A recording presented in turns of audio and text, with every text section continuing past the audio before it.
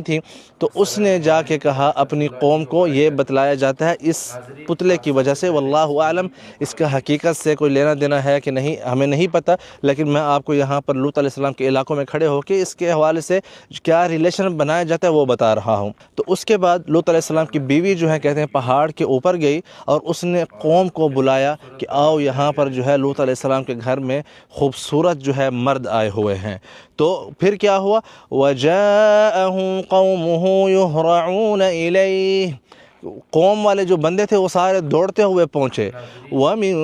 قَبْلُ كَانُوا يَعْمَلُونَ السَّيِّئَاتِ، اور اس سے پہلے بھی اللہ پاک فرماتا ہے کہ وہ یہ برائیاں کرتے تھے۔ تو اس کے بعد لوط علیہ السلام نے کیا کہا، قَالَ يَا قَوْمِ هَؤُلَاءِ بَنَاتِي هُنَّ أَطْهَرُ لَكُمْ فَاتَّقُوا اللَّهَ وَلَا تُخْزُونِ فِي ضَيْفِي، کہ اے میری قوم یہ میری بیٹیاں ہیں، آپ ان سے نکاح کر لو، یہ تمہارے لیے زیادہ پاک ہیں بجائے اس کے کہ جو ہے آپ لوگ یہ کام کرتے ہو۔ الیس منکم رجل رشید، کیا تم میں سے کوئی سوچ والا، اچھی سوچ والا بندہ نہیں ہے؟ تو اس پر جو ہے لوط علیہ السلام کی قوم کہنے لگی، قالوا انک لقد علمت ما لنا فی بناتک من حق وانک لتعلم ما نرید، کہ اے لوط تجھے پتہ ہے ہماری کوئی خواہش نہیں ہے تمہاری بیٹیوں میں، وَإِنَّكَ لَتَعْلَمُ مَا نُرِيدُ، اور تجھے یہ بھی پتہ ہے کہ ہم جو ہے تجھ سے کیا چاہتے ہیں، ان کو باہر نکالو۔ تو اس پر جو ہے فرشتے بولے لوط علیہ السلام کو،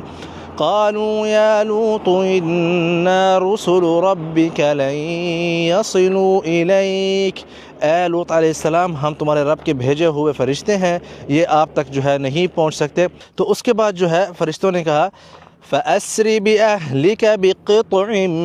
مِّنَ اللَّيْلِ وَلَا يَلْتَفِتْ مِنكُمْ أَحَدٌ إِلَّا امْرَأَتَكَ، کہ رات کے کسی حصے میں جو ہے آپ اپنے خاندان اور مؤمنین کے ساتھ جو ہے یہاں سے روانہ ہو جاؤ، اور پیچھے مڑ کر مت دیکھنا، إِلَّا امْرَأَتَكَ، سوائے تمہاری بیوی کے، إِنَّهُ مُصِيبُهَا مَا أَصَابَهُمْ إِنَّ مَوْعِدَهُمُ الصُّبْحُ أَلَيْسَ الصُّبْحُ بِقَرِيبٍ، کہ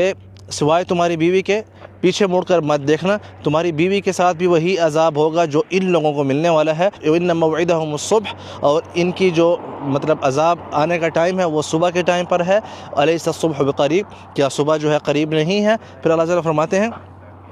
فَلَمَّا جَاءَ أَمْرُنَا جَعَلْنَا عَالِيَهَا سَافِلَهَا وَأَمْطَرْنَا عَلَيْهَا حِجَارَةً مِّن سِجِّيلٍ، کہ جب ہمارا حکم آیا تو ہم نے ان کی جو قریہ تھی، ان کے جو گاؤں تھے، ان کی جو اوپر والا حصہ تھا اس کو نیچے کر دیا، اور یوں ان کے اوپر جو ہے ہم نے پتھروں کی جو ہے بارش کی، اور اس کے بعد یہ ڈیڈ سی آپ کے سامنے ہے، اب اس کے اندر بھی ہم جائیں گے، آپ کو وہاں پر بھی دکھائیں گے۔ تو اس کے اوپر جو ہے کچھ لوگ یہاں کے جو مقامی ہیں وہ کہتے ہیں کہ یہ جو ہے لوط علیہ السلام کی بیوی کا جو ہے مجسمہ ہے، جب اس کے اوپر عذاب آیا، جب وہ قوم کو بلا رہی تھی اس بدفعلی کے لیے، تو اللہ پاک نے اس کو جو ہے اس طرح پتھر بنا دیا، لیکن اس کا حقیقت سے کوئی تعلق نہیں ہے۔ بہرحال